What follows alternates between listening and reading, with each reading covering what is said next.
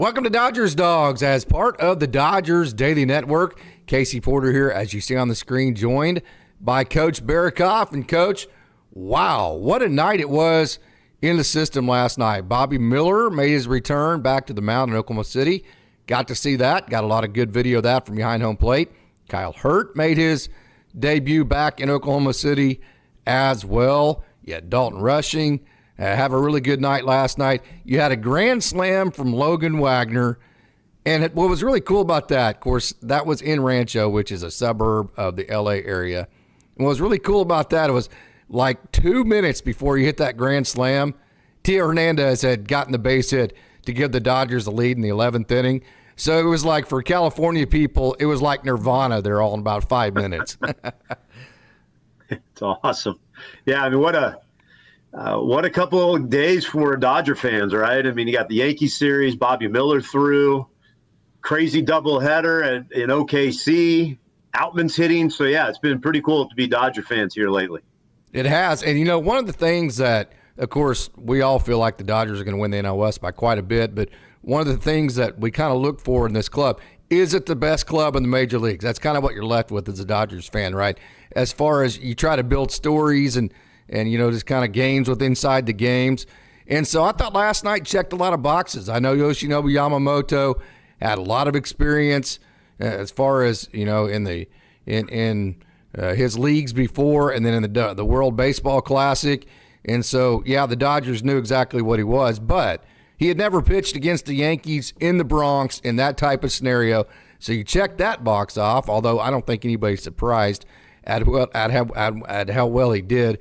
Then you also check off the box that we've said it many times, if the Dodgers play as well as they can, they have the best roster in baseball. Then you also won an extra inning game. You also won a one-run game. I mean, there was just a ton of boxes last night checked.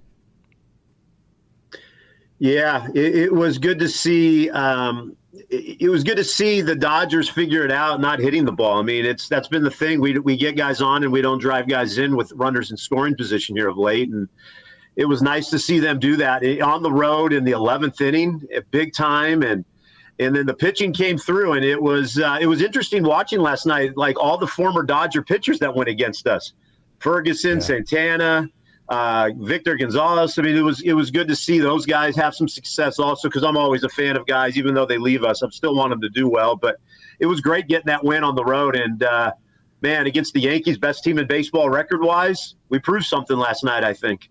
I like how you said record-wise, because best team in baseball, I think that can be very heavily debated. And I think that's kind of a story to this weekend. Who is the best team in baseball, especially when you go on. Hey, everything's against you, right? You've had this absolutely massive road swing. I mean, just think about it. It seemed like 3 days ago, the Dodgers were in New York playing the Mets, right? And then the only home games you had to travel back from New York to L.A. You're there for 3 days, then you're back to Pittsburgh. So, I mean, it's like been one long road swing. You have all this mental fatigue. You have all this going against you. You go right into the Bronx, and YoshinobuYamamoto just shoves. Yeah, Major League Baseball made no sense on this last couple weeks. I mean, you'd think you play the Mets and then you go right and play the Yankees. That would make more sense, right? But yeah, a lot of people don't remember that this whole 2-week thing has been a lot of travel, and that's not easy travel. Yeah, I probably that they're on charter planes, but going across the whole entire United States 2 weeks in a row, it takes a toll on you. And so I'm pumped. I mean, to get the first win in the series, all we got to do is win 2 out of 3 and you win the series. So, you know, tonight's a big one as they go again. And I'm big just one for Stone. I'm pumped. I'm pumped the way they're playing, and you know, I'd like to see him hit a little bit more, but to get a win like that on the road, I felt really good. I mean, I was going crazy. It felt like a playoff game. See, it kind of like, you being a basketball coach, like it's one thing, like if you make a lot of threes and the ball just goes in the bucket that night, you're going to beat almost everybody you play on your schedule, right?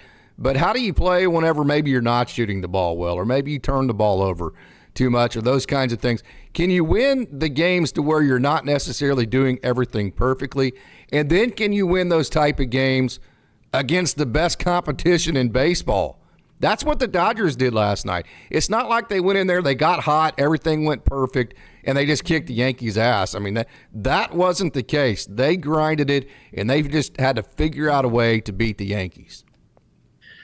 I'll tell you the play that I loved is the Lux, when we go to Lux on the double play. Yeah. To Mookie, and that one, they were getting ready to take him out, and the ground ball to Lux, and I thought that just showed, our defense has been struggling a little bit, and I'm a massive KyleHernandez fan, and he has struggled the last couple of games at third, but to see that ground ball to Lux to Betts, and I loved it. It was it felt like a big moment in a big playoff series where we got something done. That's the way it felt. I mean, I was high-fiving my wife and my daughter, and my daughter came home from school to watch this series, so it was even cooler for that. But yeah, I love that double play, and to get a big out in a big series like that was awesome to start it off. By the way, we have a big-time Down on the Farm segment to get to. We're not going to get to it on this show, I don't think. I think I'm going to have a post-game show after tonight's Dodgers game, and I'm going to include that Down on the Farm either on that one or maybe a big one tomorrow night on Sunday. I was in Oklahoma City last night, so I had to rush a lot of the videos. I think Coach knows this. I got a lot of the video from the OKC game, which was really cool because Miller and Hurt and Kevin Gowdy and my man, the Maytag Jack Dreyer, threw last night. Got to see a home run from my man Andre Lipsius, so that was really cool too. So I got behind on my regular daily videos, so I haven't had a chance to really record or any of that kind of stuff for the Down on the Farm. Want to make sure and do that justice because it was great action, so I'll record something. That'll either come out in tonight's post-game show or tomorrow's big Sunday night live show tomorrow. So wanted to make sure, and we can talk about it. If you want to bring up anybody, we'll talk about that definitely. Hey, you mentioned Gavin Lux, Coach, but hey, at the start of the 10th inning, I know people are like saying bunt, bunt, bunt, bunt, bunt. I can tell you this, analytics will tell you when you're the road team. This is why teams in football and college, they choose defense first so you can know what you have to do. If you bunt to score that one run in the visitor side of extra innings, analytics will tell you you're going to lose way more games than you win by just only scoring one run. So not bunting definitely was the play.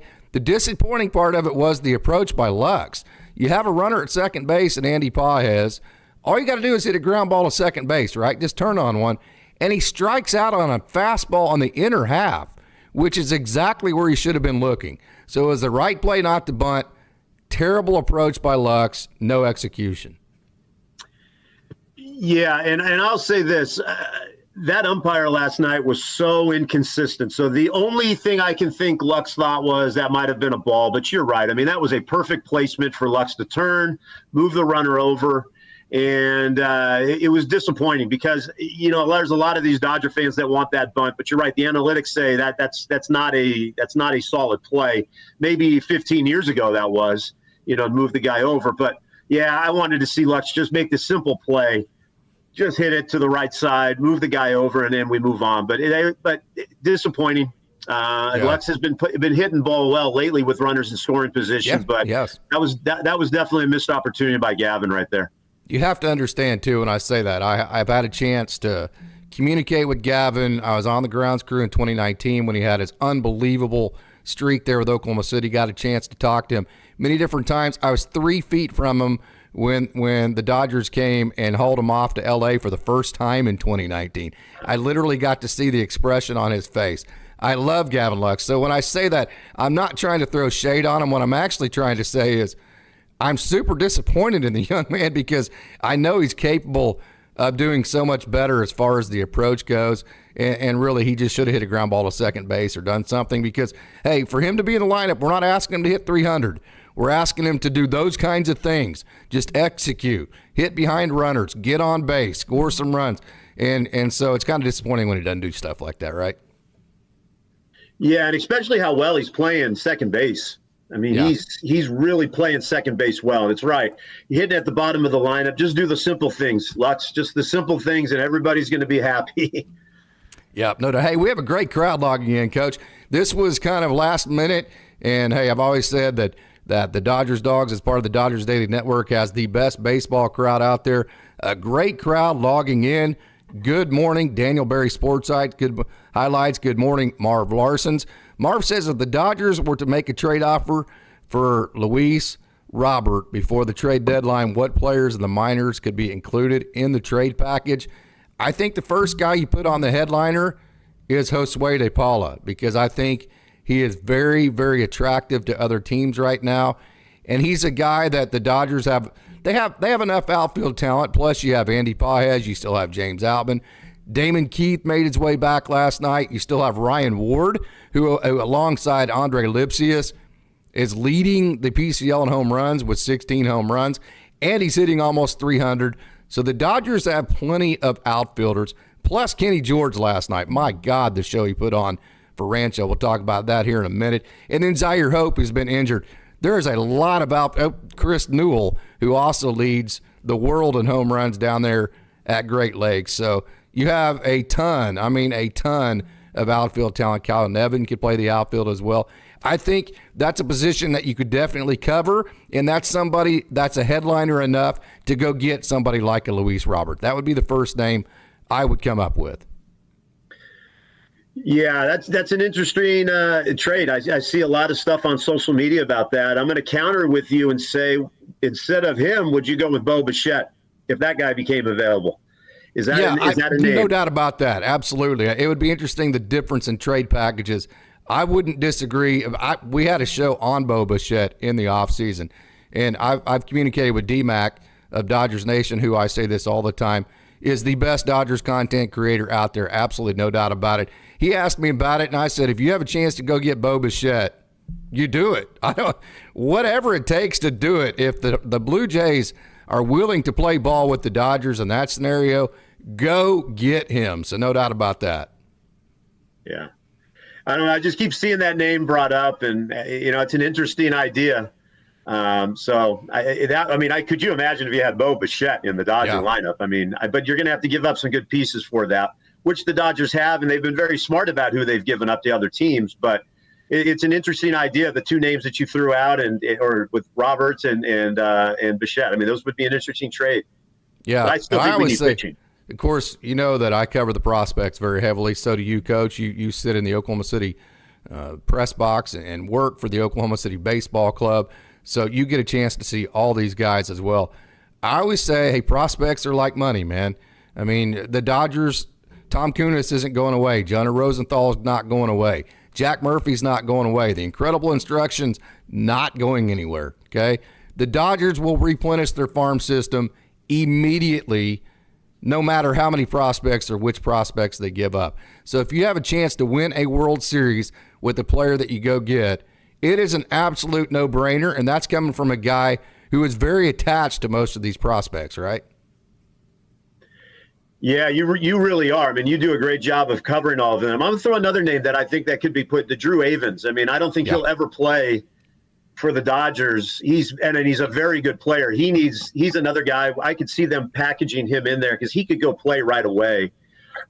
He would be another name, and I love watching him. I work in the press box, and he plays every single day, and I really like him. But it's like, where's the opportunity for him, especially with Outman, starting to play well again and get that swing back? And I'm telling you, I've watched him now enough. He looks so good in center field. He does not look like a normal guy out there. He tracks the ball so well, and then watching him work the bases a couple nights ago on Thursday.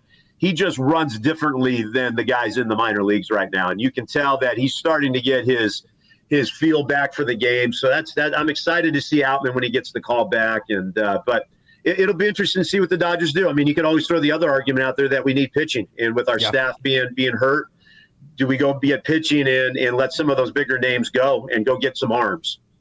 I say no to that because of what I saw last night. BobbyMiller and KyleHurt. KyleHurt, by the way, was pelting 97. BobbyMiller's second pitch of the night was 98. It was very humid. Kyle let a couple of pitches go. He hit the mascot in the backstop a couple times, which was fun. And you can see him wipe his hand off and throw the ball out. Of course, he's a Southern Cal boy, which, there's not a whole lot of humidity in Southern California. No. And I'm telling you, man, you could cut the air last night with a knife, and there was no wind, and that Oklahoma City ballpark is enclosed. And so it's like, man, your grip gets really, really thin there, kind of wet. And so, but I'll tell you what, his 97 was legit. It was live. BobbyMiller was 98. He threw 6 pitches. He was very composed. Couple of bloop hits in the second inning, nothing to worry about. Like a broken bat, a fist job, that kind of deal. and then hit the pitch count, the pitch limit count. But I say no on the pitching because you're going to add those two, possibly a Dustin May. You still have Clayton Kershaw to go. You already have a situation to where I'm not sure you have enough room for all these great arms. And then also you have guys like Ben Kasparius who are just absolutely insanely good right now, and Landon Knack at Oklahoma City. So I think you have enough. Yeah, I agree with you completely. And it was great to see BobbyMiller come back. I mean, man, oh man, imagine when he comes back to the rotation with Stone. I mean, those are two young arms that look really good. And I'm excited to watch Gavin Stone in a big time atmosphere tonight throw. But yeah, you're right. Our pitching is really good. I just like throwing out the argument. It's you read about everybody. We need this, and this. So I just threw that out there to see what your response would be. But I'm very happy. And you still got Gratterall, Kershaw, Brazier. There's still those guys. And then to watch Ramirez throw last night, yeah. If Dave Roberts' hug and pep talk on the mound the other night did that to him, man, he looked good. He looked good. He gave up that one hit to Judge, but he kept it in the park, and then he got the guys out. I was pumped to see that.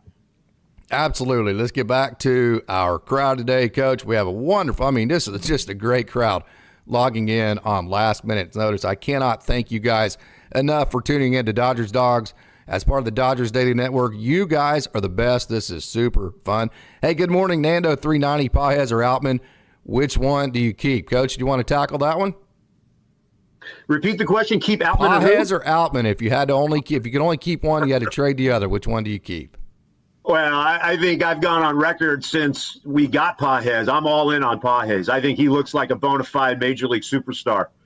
I love Outman. I always have liked Outman, but I've been all in on Pages, and I'm not going to change that now. I think he's showing what he can do. He's hitting the ball, and he plays center field great. I'm Pages. Yeah. I can't disagree with you there. And here's the beautiful thing about that is I've always said this, and I always say this. When a guy gets traded, then they get better opportunities somewhere else.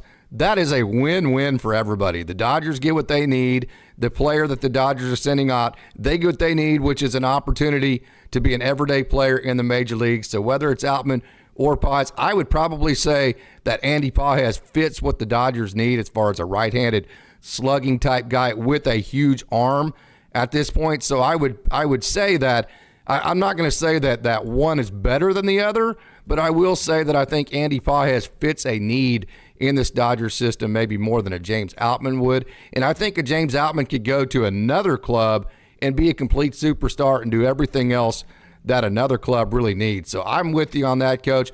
I think if it came down to keeping Andy Pages or James Outman, I think I would keep Andy Pages, and I think that's what the move that the Dodgers would make. And again, I want to reiterate, that's not because I think Andy Pages is better than James Outman.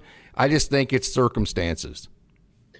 Yeah, and I would say I hope we keep both. You move Pages to right, you put Outman in center because J-Hay is going to be eventually moving on. I mean, he's getting up there in age. Hernandez is left. Betts is going to play middle infield.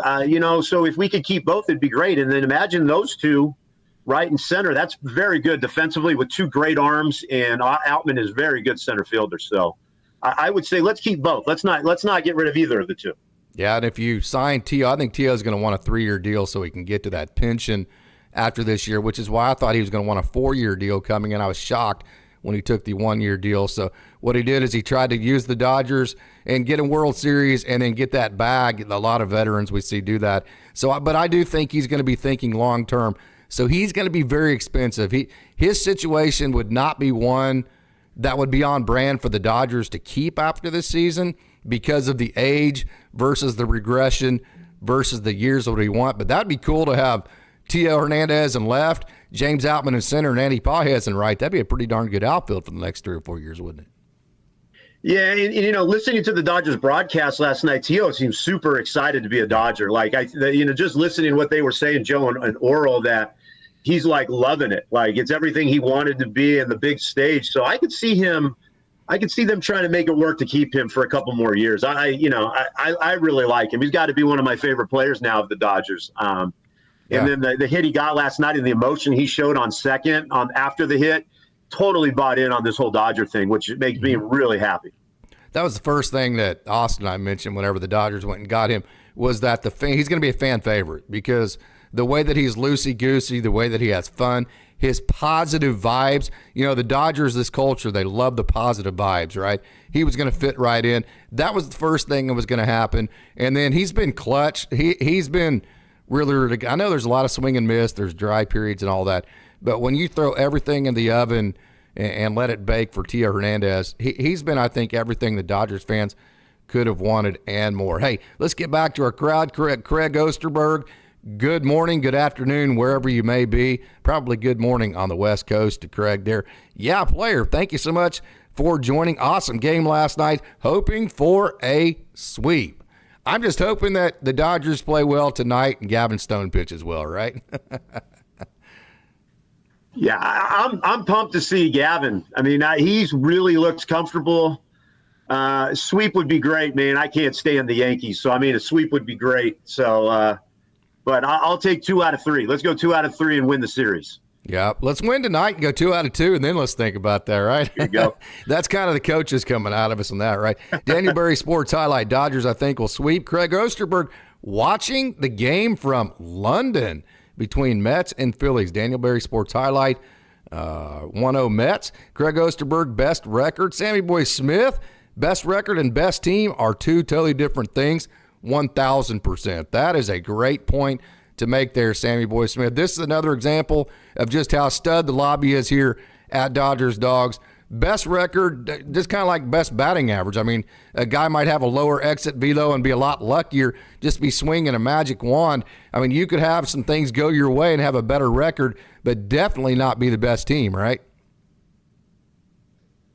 Yeah, we're the best team. We might not have the best record, but I think we are the best complete team. Another thing, I had one of my close friends, Izzy Metz, was at the game last night. He's a Southern California guy that coaches basketball in Pennsylvania, so they took their kids to the game last night. He said the atmosphere felt like a World Series atmosphere. And he said watching the Dodgers looked like they were super locked in. Everybody was at batting practice. There was such a huge crowd. And he said the atmosphere around the game yesterday was incredible to be there in the stadium. And could you imagine Yankees-Dodgers World Series and what we're going to see from the media and the coverage? Major League Baseball's got to be dying to get that matchup from a viewership standpoint also. Absolutely. Hey, Coach, we have a super chat, $3 from Sammy Boy Smith, who is bringing his A game today. Just made that comment about the best record versus the best team. A game, no doubt about it. Hey, Alex the God, too, thank you so much for joining. That felt like a World Series game with that crowd. You were mentioning that, Coach. Yeah, my buddy was sending me videos inside the stadium. Like it was every if you notice, like major at bats, the whole stadium was standing. You don't get that in a regular season. And if you're a proponent of interleague, whatever, I'm still kind of old school. I think it's still kind of odd, but this is the type of matchup that this interleague was meant to have, not the Dodgers versus so-and-so. Great point, Coach. Great point. Dodgers, Yankees, I can't stand the Yankees. And I go back to, as a kid with the 81 Dodgers and finally beating the Yankees. But this is incredible. Like, you can't get this. I mean, a 3-game series on the weekend, I love it. I love what baseball's doing for this point. Yep. Hey, Showtime LA says, hello, Casey. We need to get Mookie off a shortstop. Go get Bo Bichette. I'm not for Mookie Betts coming off a shortstop at all, unless you can get a Bo Bichette type of deal. I'm not for just, hey, take him off a shortstop just because you don't like him at shortstop. But if you do and you can go get a guy and a player like that, definitely no doubt about that. Marv Larson says, we saw why the Dodgers paid Yamamoto. The great ones show up in the biggest games. That is exactly right, Coach. Your great players show up. Your best players show up in the biggest moments. 1,000% about that. Norm Lee says, if Soto is back in the lineup, I don't think sweep is in the cards, especially with a sputtering offense. Yes, it would be very tough. And again, sometimes, winning can cover up a lot of things, Coach. It's like whenever you shoot the ball, and I use basketball analogies whenever you're on here. Hey, when you shoot the ball and the ball goes through the basket, right, it covers up everything else that you're doing. And then a month later, you're like, well, guys, I told you when the ball's not going through the bucket, we still needed to be rebounding. So it's like, yeah, you won, and that's exciting, but, yeah, it would be hard to get a sweep with the offense not scoring any more than they have.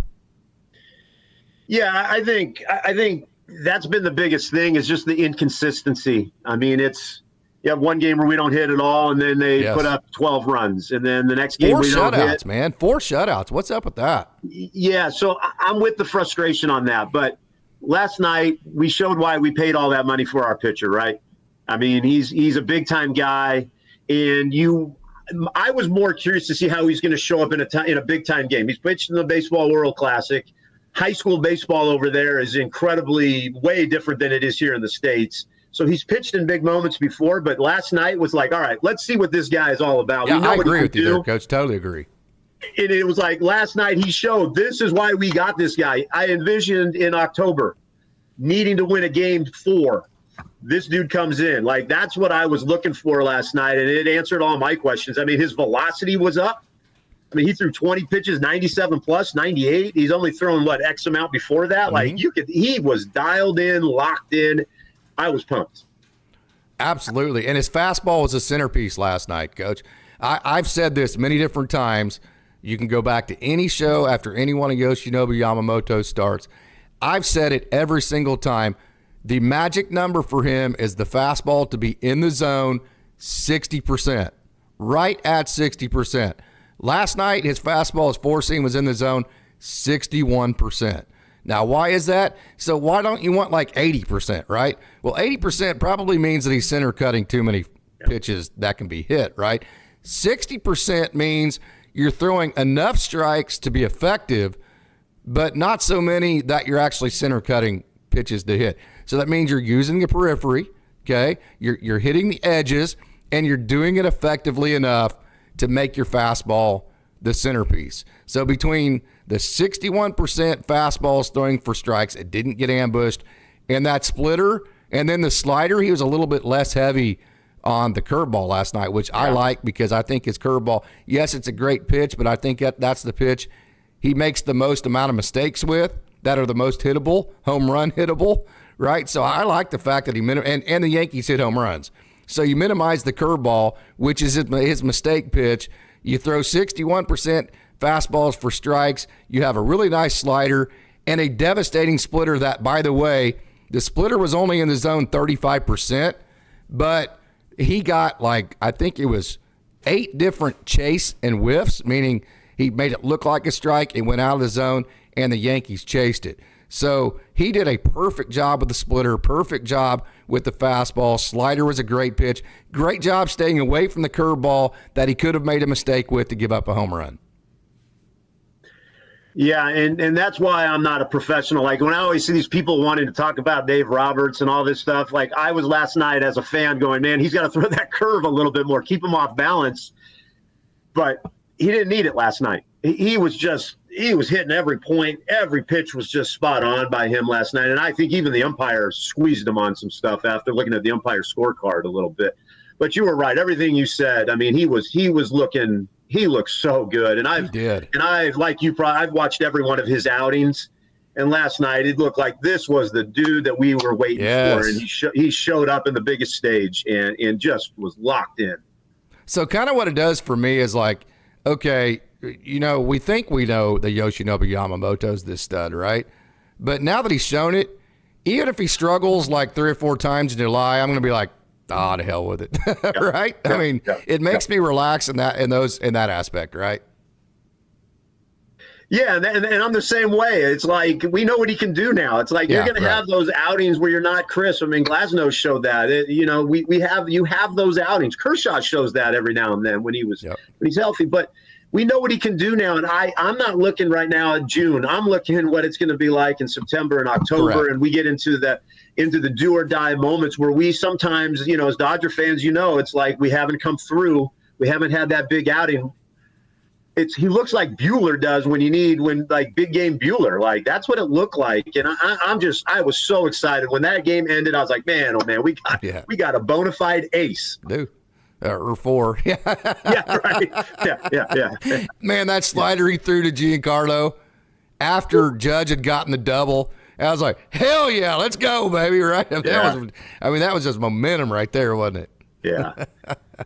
That was a lot of fun. Hey, we have a wonderful crowd, Coach. One of the best crowds we've had in a while. Yeah, hey, Alex the God, too, says, I was surprised Yamamoto pitched over 100 pitches, considering his fastball hit career-high velo. Yeah, the adrenaline, man. And, hey, I'll say this, too, man. Pitch counts are made differently. Sometimes you can throw 50 pitches and they're all labored. And you feel like, my God, it's like everything feels like you have shackles on, right? So not all pitch counts are created the same. Last night's pitch count didn't seem laboring and taxing at all. And so from that perspective, give Dave Roberts credit. We criticize the guy all the time for being too analytical. He used his eyes, so did Pryor. And they said, you know what? This is a pitch count that seems pretty easy for him. Let's stretch him out, right? I'm going to say this, and I'm okay going on record. I absolutely love Dave Roberts. I do too. I yes. love him. I love him. I love him.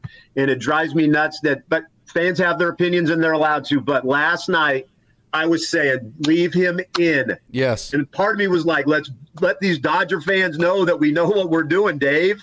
And they left him in. And then I'm thinking, oh, no, if he gives up a hit, then it's going to be like this tackle on Dave thing. But I was like, when we got that out, I was like, yes, great move by Dave. He fought baseball. And he looked like last night, Dave was on the top step all night long. Yeah. I'm telling you, he looked into it. He was fist pumping. I'm just a big Dave Roberts guy. I love the way he manages the team, but I'll probably get a lot of flack for that. But last night, that move, that move was great. And I was so pumped for the Dodgers on that move, keeping him in, not worried about that pitch count. I think the only blowback you'll get is I think he creates a great culture, which is great for a 6-month regular season. I think when it comes to results-oriented, cutthroat playoffs, I think that's where you could criticize Dave Roberts. He's not a cutthroat guy, man. He's like a teddy bear, right? He wants to love his players and show them support and do all that, and that's great for 6 months. Whenever you're going through ups and downs, you got to keep people even keel. It's not as great when you have to be cutthroat trying to win games in the playoffs, in my opinion. Yeah, let me counter that. Here's what I think about Dave. I think you take Dave Roberts out of that clubhouse. I don't know if you're going to get the same results because this team is built around a Dave Roberts personality. Mm-hmm. And you hear all these people say, we need this cutthroat manager where the guys are on edge. And I don't know if that fits what the Dodgers have done.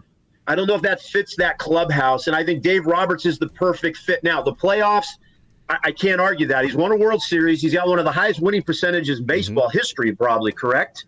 I mean, the man wins a lot of games.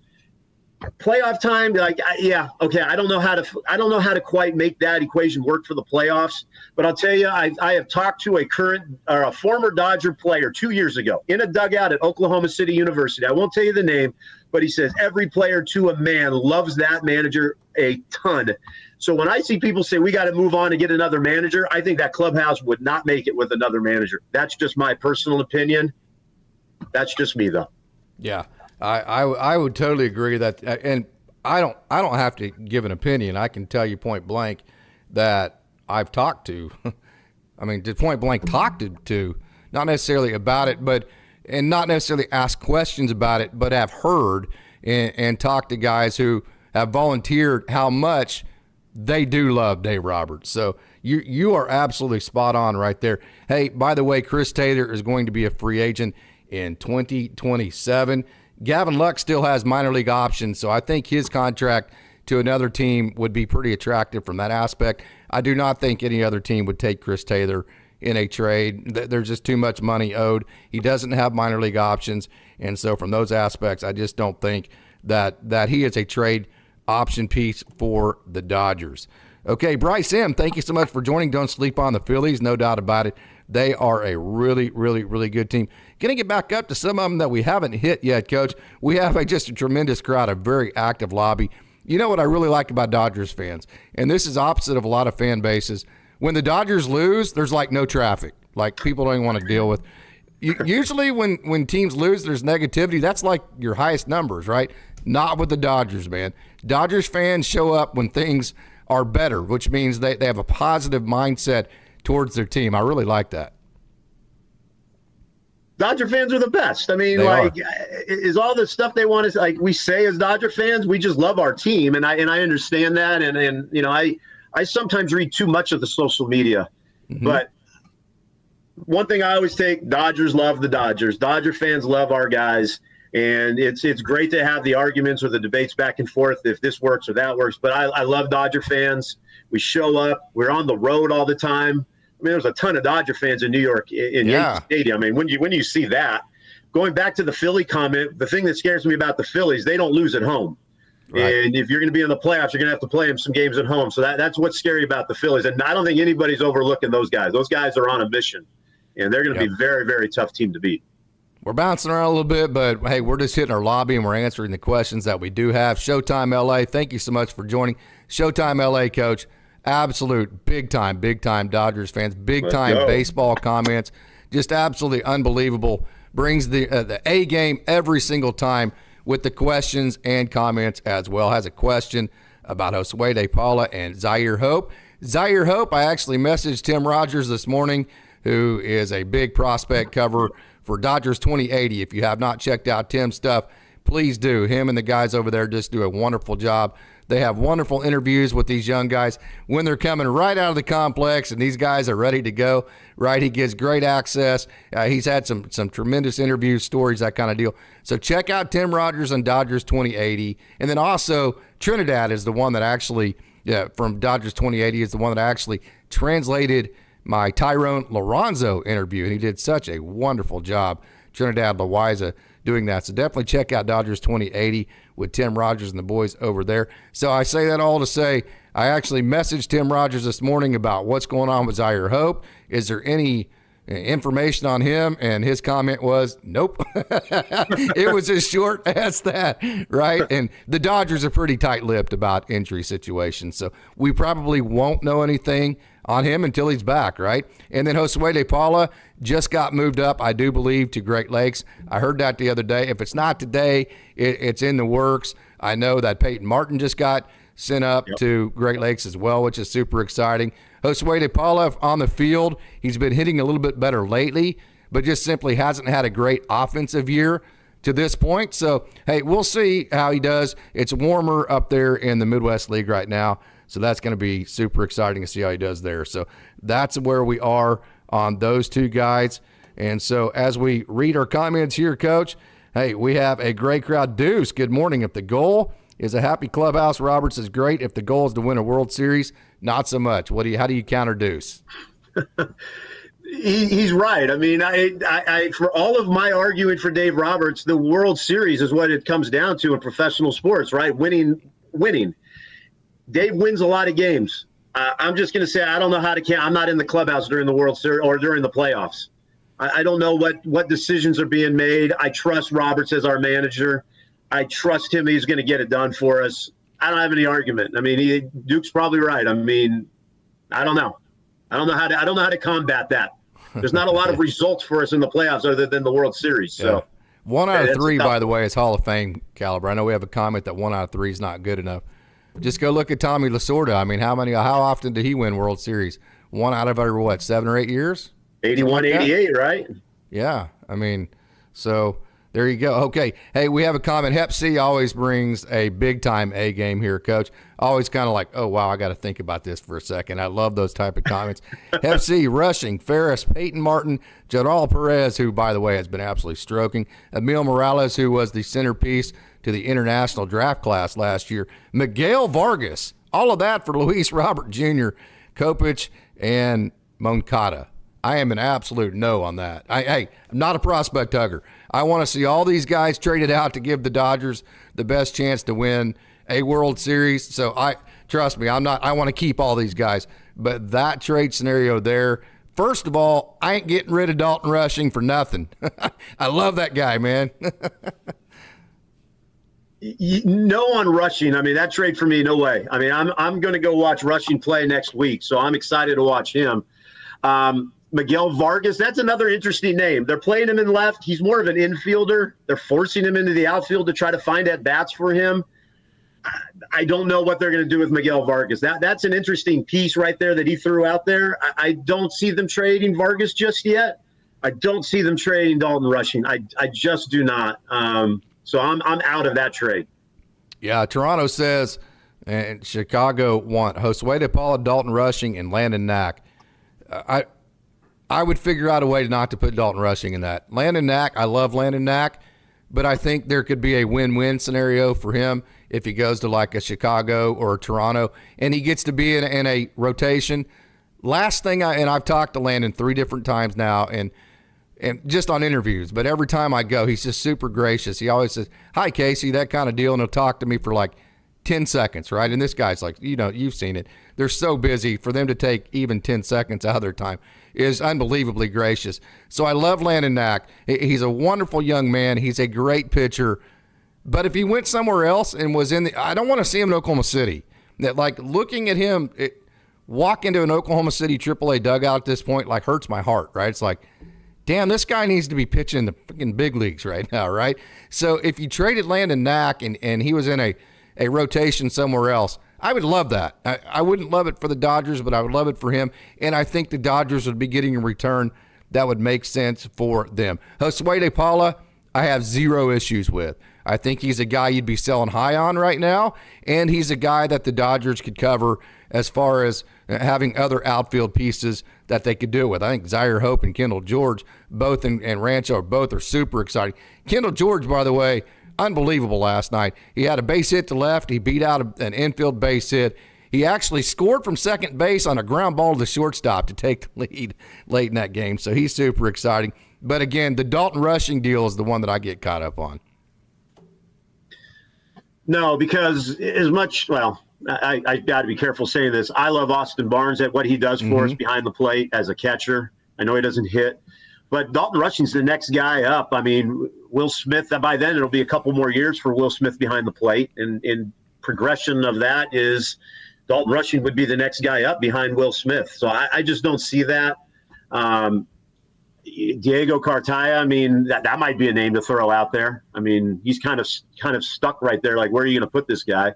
I don't know. Not Dalton Rushing, though. I couldn't see the Dodgers doing that. He's our number 1 guy. Yeah. Jerry Hunter asking Lux be sent down to work on a swing and defense like Outman. Yes, he does have options. I'll say this. If it gets to the point where the Dodgers feel like they need to send Lux back down to AAA, he came up to Oklahoma, to L.A. He got sent back down for a reset a couple of years ago. If they feel like they have to send Gavin Lux back down, I think that's the end of Gavin Lux with the Dodgers. I think they move on from him. Yeah, I think he's playing great defensively, maybe to get his swing back, but not defensively. I just don't see them bringing him down because you're right. What's the point of sending him down? If that's the case, he could be put into a trade. I just don't see him going back down. I don't see that. Yeah. And then another good point we have here is you say, well, this guy's kind of like you look at other guys and how they're hitting for that year, right? You go, okay, yeah, but that's not in the Dodgers organization. Like Andre Lipsius is the perfect case scenario. With the Detroit Tigers, he got DFA'd. The Dodgers come, they give him a little bit of lift to his swing. They get him to hit the ball in the air a little bit more. Now all of a sudden he's hitting .315 and he leads the PCL in home runs. So you kind of have to think fourth dimensionally when you're talking about trades, because when you talk about these kind of deals, you have to talk about how would this guy do in the Dodgers system. Yohan Ramirez is the perfect scenario, right?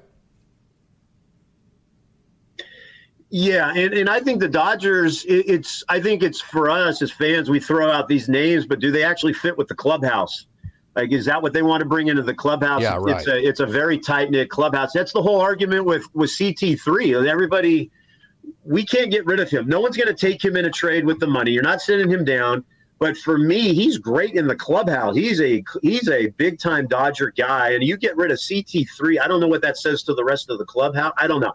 That's just maybe me, the coach, speaking, but I am not in that clubhouse. I'm not with those guys all the time. But I always think if you're going to bring somebody in, does it fit what Freddie and Mookie and all these guys are trying to build, and Jay Hay and the clubhouse? So I'm kind of always leery on these names. Yeah. Hey, Gordon, good morning, good afternoon, wherever you may be. Is Hurt on rehab? Yes, he is on rehab. By the way, they announced over the PA that KyleHurt was on rehab. They might have announced it over the PA about BobbyMiller, but I didn't hear it if they did. There's a difference there, too, because in the minor leagues, the Tuesday, Wednesday, Thursday game is the automatic balls and strikes, the ABS system. and then the the Friday, Saturday, Sunday games is the challenge system, of which there were 7 challenges last night. And they were awesome. I mean, because the first 2 went against the umpire, right? And I think the umpire was wrong 5 times last night. So It was definitely you missed an exciting night last night. Plus, Coach, hey, the game, I know that game Thursday night, the second game of the doubleheader was like, oh, my God, right? Never going to end. Hey, last night was less than 3 hours. I was like, oh, man, Coach is going to be so pissed about this. Yeah, that Thursday night on the pitch clock, man, I think we tallied up 400 some odd pitches. My thumb was sore doing that pitch clock, and I was losing focus. It was such a long night for a doubleheader, and we only played 2 7-inning games, but man, oh man, it lasted forever. It seems like you had a quick one then last night. Lucky for you. Yeah, absolutely. Deuce says, I wouldn't give up on Outman yet. He hits the ball very hard and is an elite athlete. 1,000. I'm so glad I have you on the show, Coach. A guy who not just goes and sees Outman every now and then, a guy that's gotten to see Outman every day. It takes every day with this guy. Without that major league pressure cooker that he was in, right? A relaxed James Outman where he can do what he's capable of doing. You haven't just seen it, but your coaching instincts. You felt just the instincts of James Outman and the incredible athletic ability and the way that he dominates center field and the way that he is fixing his swing right now. So I got some backup right now, man. This is super exciting for me, right? Yeah, when he came back down here to Oklahoma City, I was just like, I was excited to watch him, what he does in center field, because it's different than watching it on TV. And his reaction to the ball off the bat is high level. His running the bases is high level. I mean, on Thursday night, he about ran a guy over at home plate because he was so much faster in the anticipation of that. And his swing is back. And he just looks like James Outman that we remembered when we first brought him up. I think as fans, especially Dodger fans, we have all this high-end talent in the minors, and when we bring them up, we expect instant success. And it's not going to happen. It's very rare. Sustained, too. We expect it to be all the time. Yeah, because we're spoiled. We had Bellinger and Seager, and we had all these rookie that were just superstars immediately. But I think we've got to be patient with these guys, with Outman and Pages and Vargas. It takes some time. It's just not – it just doesn't happen. But I'm telling you what, I'm glad you and I are on the same page with Outman. It's so nice. It's great to watch him play, just to watch him play baseball. Oh, thank God, too, Coach. I have backup on freaking Drew Avens. Golly, like me and Alex Friedman are the only guys ever that have been trying to tell people how good this guy is. Yeah, Drew Avens is legit, man. Is he not?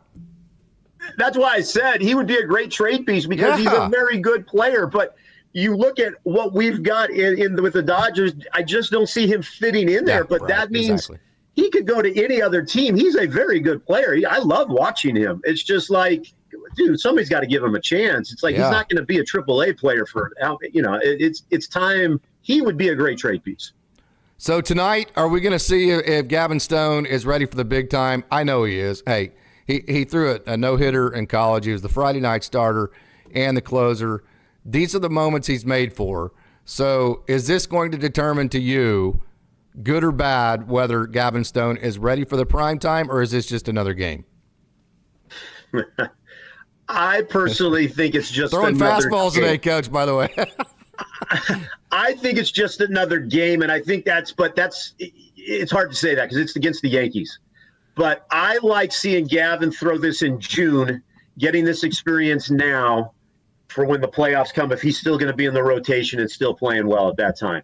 I'm excited to see him tonight. I really am, but I am not going to go and say if something doesn't happen right for him tonight, we can't have Gavin Stone in the rotation. I'm not going to go that far, though. But I am excited to see what he's going to do with, playing in Yankee Stadium. Yeah, absolutely.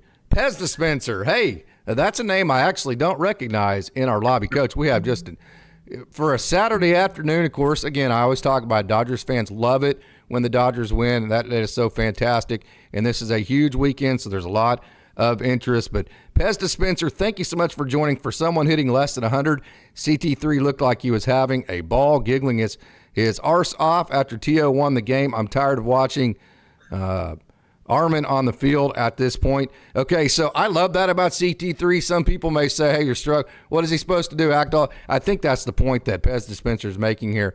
even in struggle, Chris Taylor's able to celebrate the team's success. That's why he's with the Dodgers still, right? Don't forget what CT3 has done for us in the past previous years. He still is very good defensively, a great guy in the clubhouse. I'm okay with CT3, but I will die on that mountain forever. I am always okay with CT3. He's one of my guys, and I will go to bat for him every single time. And everybody wants him gone, but I'm going to die on that hill. I think CT3 is going to come up with a play for us that we're going to remember this year and say, I'm glad we kept him. And he's not playing a whole lot, right? So, I mean, hey, I love Andre Lipsius. I love Drew Avans. I just want him in a major league uniform in any way, shape, or form. But when you're talking about James Outman, Andre Lipsius, those are guys, like we said with Andy Paez, the reason why I didn't think it'd be till like July till Paez made it up was because when you brought that dude up, it had to be every single day. You couldn't bring Andy Paez up and play him like every fourth day, right? Like they're doing Miguel Vargas. You could not do that to Andy Paez. And I just did, of course, nobody saw James Outman getting sent down. So there was no way to foresee that Andy Paez was going to have every day at bats, all the time. So the problem with replacing CT3, and I know we've had a lot, there's been lots of different conversation like, yeah, he's wasting a roster spot, this and that. But to be honest with you, Coach, unless it's Drew Avans, somebody who just wants to be on a major league team in some way, I don't want James Outman to take his spot. I don't want Andre Lipsius to take his spot if it's in the same role. I don't want James Outman going up to the major league level and only playing every fourth day. I don't want Andre Lipsius going up to the major league level and getting 3 at-bats every 5 games or, whatever it may be, because you're not going to see the best version of them. So until you have everyday playing time for James Outman and everyday consistent at-bats for a guy like Andre Lipsius, it doesn't make any sense to bring them up, in my opinion. That's a good point. I mean, it's. I don't know what the Dodgers are going to do. I mean, yeah, right. I don't know. You keep CT3, plays once every 6-7 games. He gets 3-4 at bats. He's not going to ever break out of a slump with 4 at bats. He needs consistent playing time. But what you do get is a guy you can put him in late innings and you can put him all over the field. He's going to help you defensively. I don't know what you do. That's why I don't make the money those guys make to make those decisions. But you're right. You don't want Outman coming up and sitting there. That's what's happening right now with Vargas, and he's not getting regular at bats. So it's like, I don't know. It's a tough call. It's a tough decision. Plus, you're stuck.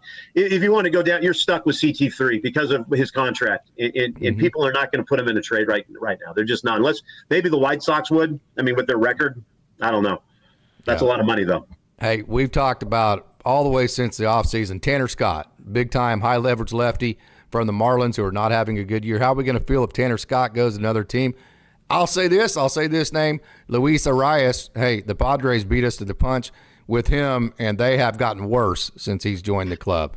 So, yeah, those are names that you all want, but at the same time, Anthony Bonda, right? I mean, compare those two. Anthony Bonda has been nails, right? Johan Ramirez. The Dodgers find these guys off of the discount aisle for relief pitchers. And again, relief pitching is the most volatile area in baseball. So, hey, you never can tell. Hey, Casey, you went on record when people were bashing Vesia. Don't forget about that. You went after it and said, like, look what he has done. He has been a stud, an absolute stud for us. Yeah, 100%. Hey, do you think the Dodgers should have kept Rosario instead of Kike? I know what your answer is going to be, but try to take your Kike hat off. I know you love Kike, and let's be realistic about this. What do you think? Ahmed versus Kike. I'm taking Kike, third, left, center, second. Kike could play all over the place. Rosario, middle infield and Good some point. right field? Good point. Kike can play all over the field. That's why you do not have to add. You can keep an extra pitcher on your roster with Kike. Third, short, second, left, center. I'm taking that defensively from Kike. And he did get a double last night. Yeah, he had an error and he got picked off. But Kike got a hit last night. And Kike comes up in big-time moments. And, again, another guy in the clubhouse. You can't get rid of KyleHernandez. Yeah. Rosario is a very good player. Don't get me wrong. I like him, but he was good at certain things. I thought he was too limited. What the Dodgers want out of their auxiliary players is they want a guy that can do everything. Maybe not great at everything, but at least be able to do it. And Ahmed Rosario was like really good at what he could do and then really bad at all the things he couldn't, which is the exact opposite of what the Dodgers want in a depth player, in my opinion. It's easy right now with Kike because he's had a couple errors at third. But you could put Kike anywhere at any time, and he is great. He is great. I should say, let's not say great. He's really good at a lot of different things. That's so much better than a guy that can play one or two positions. You're right. Mm-hmm. And that's what the Dodgers, these multi-positional guys, that's what Kike brings. You have a guy multi-positional. That's why I like Kike so much. And that's taking my thinking he's the best player in the world. Yeah. But that's the bottom line with Kike. He is multi-dimensional. You ever have a player that can guard all 5 positions? Very rarely, right? But when you have them, even if like they don't score a lot, they get a lot of playing time, right? Yeah, you use them a lot, yeah. Yeah, and they're very valuable to your team. Okay, so if you had a choice, we said Ahmed Rosario versus Kike. So the Dodgers don't need 2 super utility guys. That's the big argument I have. They don't need Kike and Chris Taylor. That's to me, that's duplicate, right? So if you're Andrew Friedman and you say we only need 1 super utility guy, we're going to keep one, we're going to release one, Kike or Chris Taylor? It's got to be Chris Taylor, right? Yeah. I can't believe I'm actually saying that. Talking about releasing? Yeah, it's CT3, right? Yeah. I mean, I love the guy. I love CT3, but between the two, I think Kike is the way you go. I would totally agree with that. Hey, and trust me, we are not throwing shade on anybody here. This is not meant to be that. Hey, there are tough conversations you have to be had. This is a big boy business. It's all about results. And beyond anything, as much as I get attached to James Outman when I get to talk to him for 5 minutes in Oklahoma City or Tulsa or Landon Knack, like I talked about earlier, as much as I get attached to them, all of that bows in comparison to wanting to win a freaking World Series, right? I mean, we're the Dodgers. Everything has to be geared to winning a World Series. Bottom line, it's all about winning. And that's why I don't have an argument when people talk about Dave Roberts in the playoffs. I don't. I just love the dude. I love CT3. It kills me to say, yeah, we'd have to release him if I had that decision. But it's all about winning now.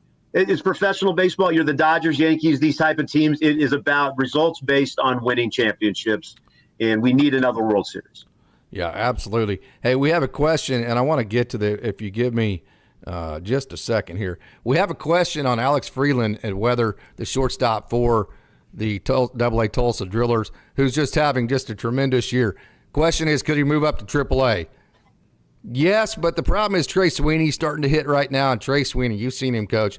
I think the thing that we've been most impressed with is his defense. His defense actually has been very good. He's a good athlete, and he's starting to hit the ball. So unless you want to put Alex Freeland at third base, kind of like you did last year, a little bit earlier this year when you had Noah Miller and Alex Freeland, I think you're better off with Trey Sweeney playing everyday shortstop with Oklahoma City, Alex Freeland playing everyday. So it's not about who's better. It's about, hey, how do we get everybody playing every single day at the positions they need to? But how about this for Alex Freeland, Coach? And when you go watch Tulsa, you're going to get to see him maybe with Oklahoma City later. I do think, though, he has a possibility to move up. But if it's not, it would be because they want Sweeney to play every day. And Andre Lipsius is playing so well. You got to play him every day. Same with Austin Gauthier. Same with all these guys. Okay, slugging percentage for Alex Freeland is .533. His ISO is .229. That's 4 points higher than his K percentage. Anything close between ISO and K percentage is a great trade-off between power and striking out. He's on pace for about 15 home runs or so, but his K percentage is just 18%. It was north of 30% last year, so he's cut it almost in half.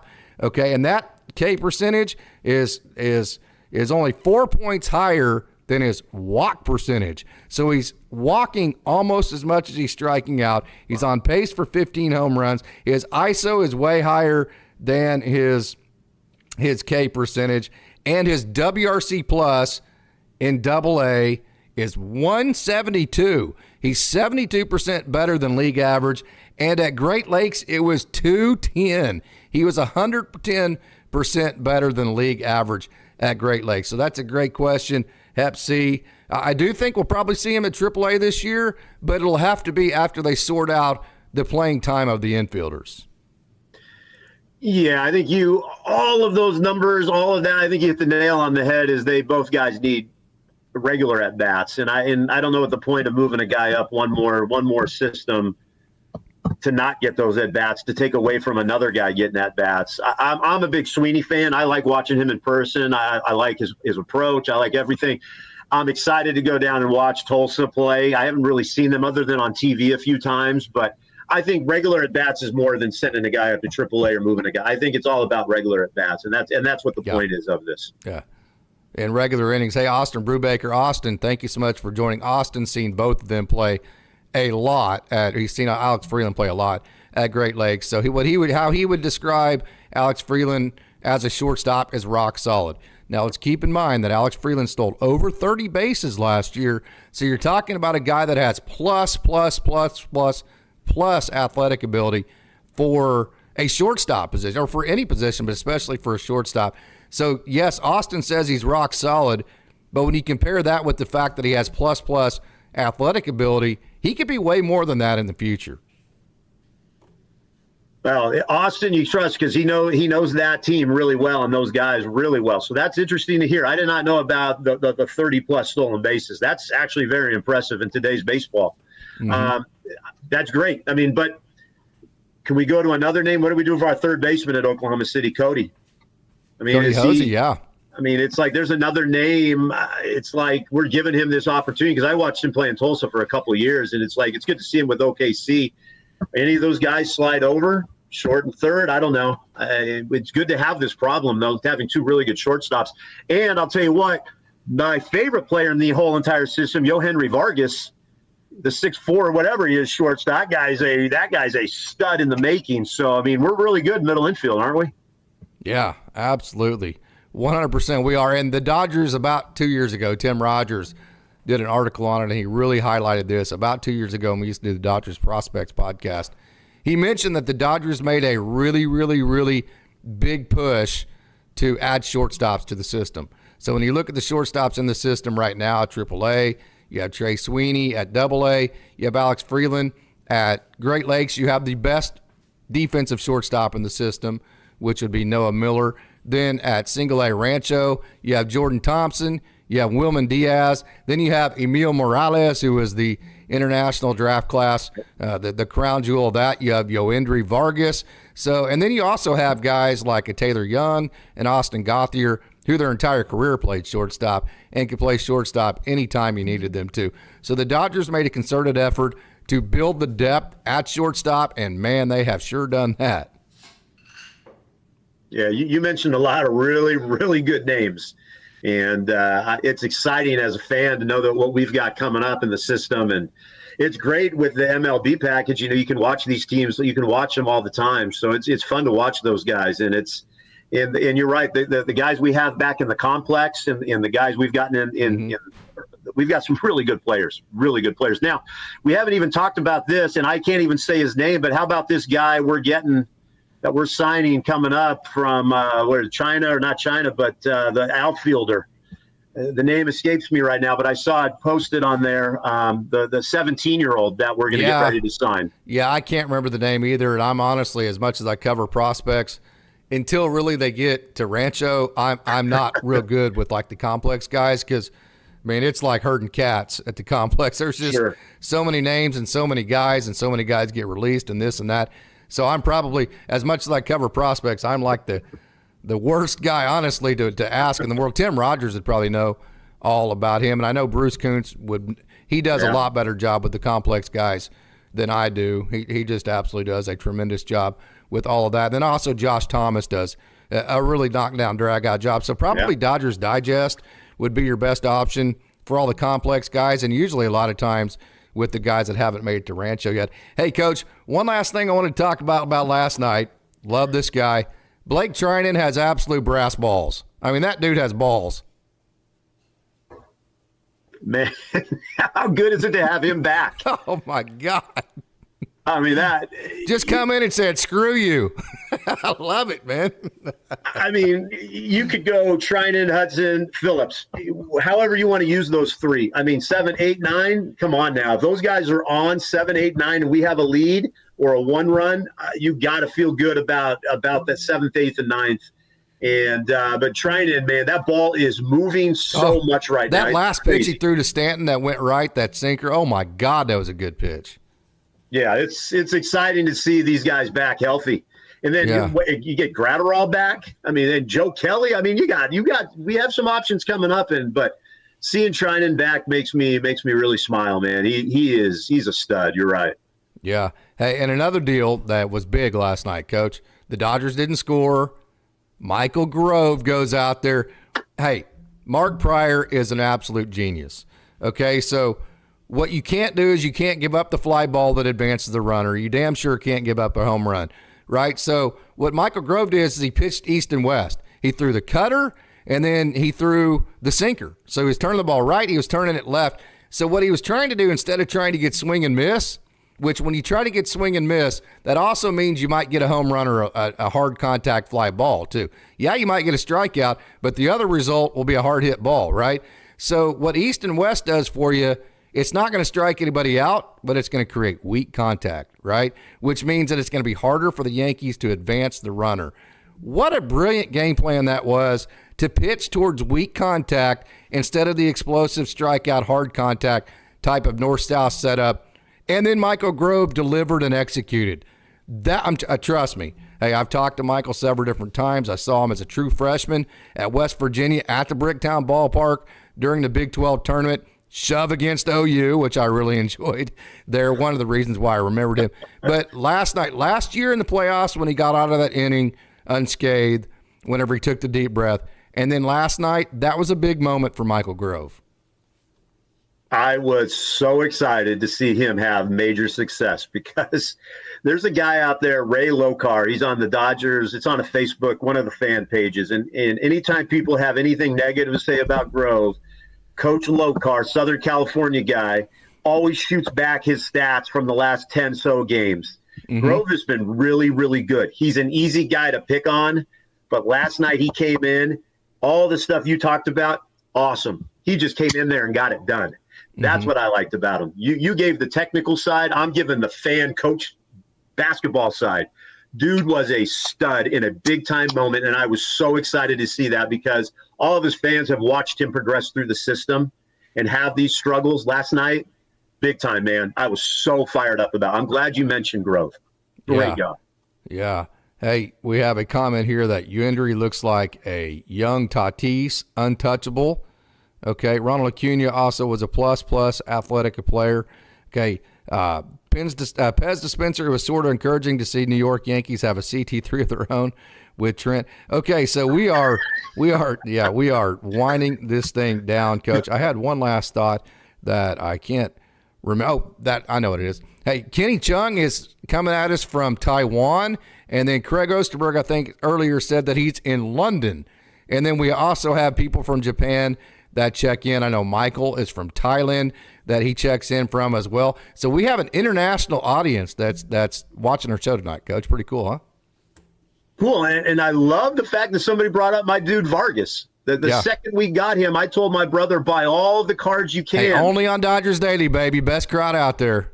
Yeah, I'm telling you, that guy, he is my favorite dude in the entire Dodger organization. I am with this guy since day one. Tatis, that's a great, I mean, he looks like that. And if you watch his swing, dude's a stud. So keep an eye on that, Dodger fans. He's a stud. Alex the God, too, says Sweeney traded. I could see that. I could easily see Trey Sweeney getting traded. And again, that's not good. I think that's a compliment to him, because then he gets to get to be a major leaguer, right? And the Dodgers get to sell high on him. Great point. Yeah, Sweeney would be definitely a guy I could see put into a package. Absolutely. That's a great point, Alex. Hey, Andrew McDaniels, thank you so much for joining. Hey, we have an appearance from Bob Student 10. Says Taylor is a fan favorite. No doubt about that. So, hey, Coach, that is about all I got. We have had a great show. I know you're super busy. Did you get all your honeydews done, or is that like a never thing? I got them done. Now we're just getting ready. We're just getting ready for the horse racing today. and then the Dodger game, and like let's go, man. Let's knock these Yankees out one more time. I'm pumped. So you got it all done, so you can sit down and enjoy the rest of your day, right? Attaboy, Coach. Attaboy. I am done. Working the OKC game tonight? No, I am not. I'm not on. So I see how you roll. You do the weekday games and you give away the weekend games, right? Is that how that works? I don't know. No, I'm in a couple weeks. I'm looking forward to go watch Tulsa here this next week with my daughter. Okay, awesome, Coach. Hey, any final thoughts before we get out of here? No, I just the bottom line is I love Dodger fans. I love what we got. I love our fan base. Let's be more patient with our young guys.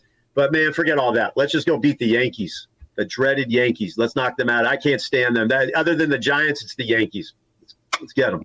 100%. Coach, I want to thank you for joining. I have had a hell of a good time. I think our crowd has too. Coach, I hope you had a good time today as well. This has been super fun. We're going to get to do this a lot moving forward in the future. So I want to thank everybody out there for tuning in. Again, this was an impromptu Saturday afternoon show, wherever you may be, morning, afternoon, whatever it may be, wherever you may be.